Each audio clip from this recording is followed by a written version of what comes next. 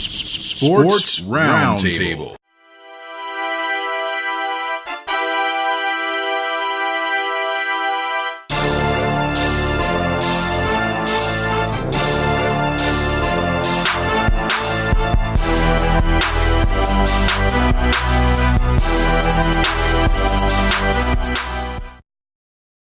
So you had a monster of a sophomore year.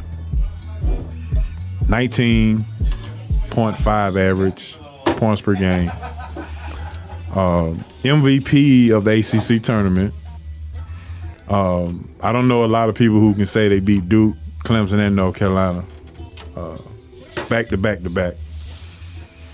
And then you decided to come back to school. Everybody want to know. I mean, that's the first question they ask. Why did you come back? Because projected top 10 pick. You know what's so weird about that whole situation? First of all, coming out wasn't even a big thing back during that time. Mm-hmm. I agree. During that time, coming out of school was because, you needed money. Kids wanted to take care of their mom, whatever the situation may be. That wasn't my situation coming out of Tech during that time. But what was crazy was that after we lost that game, the rumors started coming that Bobby was leaving.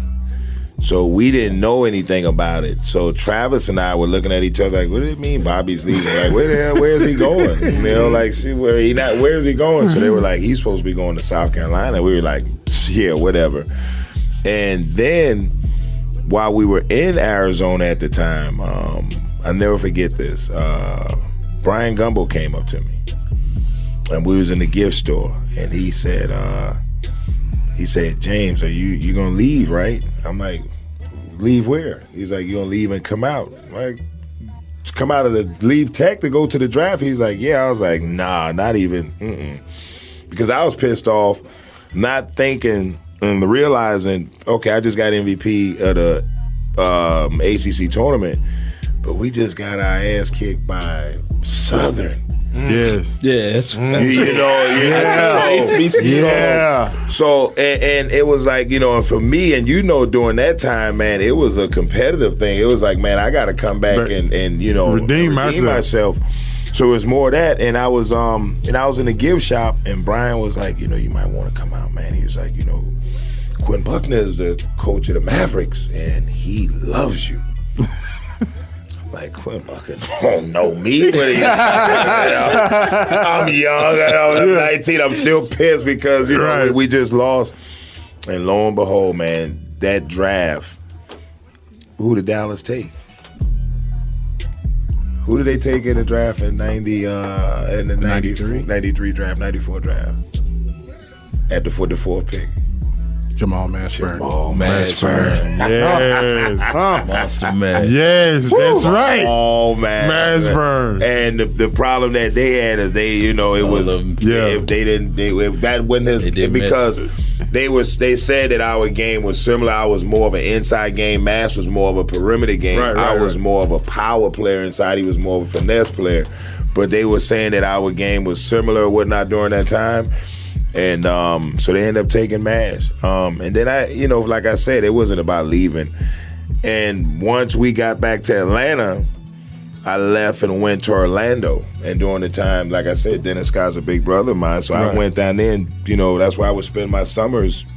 And so I went down there and Bobby called.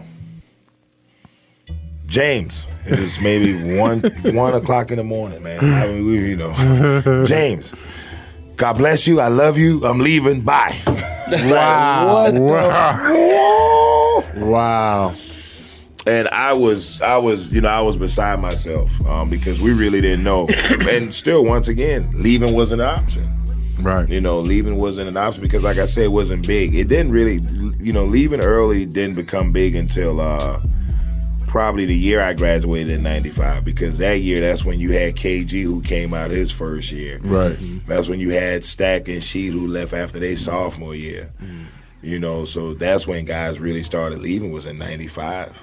That's when it became a big thing. Catch Sports Roundtable every Wednesday night from 7 to 9 p.m. on WWWE 1100 AM and SRTradio.com.